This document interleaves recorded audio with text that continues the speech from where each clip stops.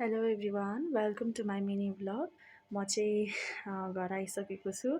आज चाहिँ हाम्रो स्कुलबाट हामी वर्कसप जानुपर्ने थियो, क्लस्टर वर्कसप थियो हाम्रो आज।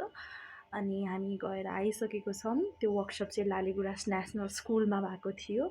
सो हामीलाई चाहिँ उहाँहरूले यो वेलकम ब्याच र यो फुल दिनुभएको थियो।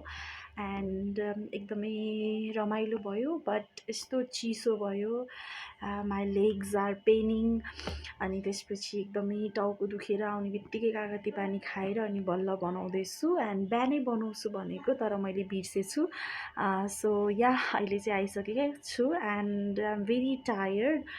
अनि हामीले के गर्यौँ त्यो चाहिँ म यहाँनिर भिडियोमा हाल्ने नै छु। So stay tune.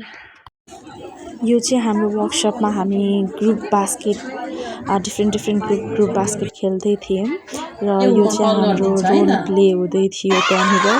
र यो चाहिँ हामीले हाम्रो बच्चाहरूलाई गराउने गेम्सहरू, डिफ्रेन्ट गेम्सहरू खेल्दै थियौँ हामीले। And it was very fun. So यति नै हो आजको लागि। Bye by.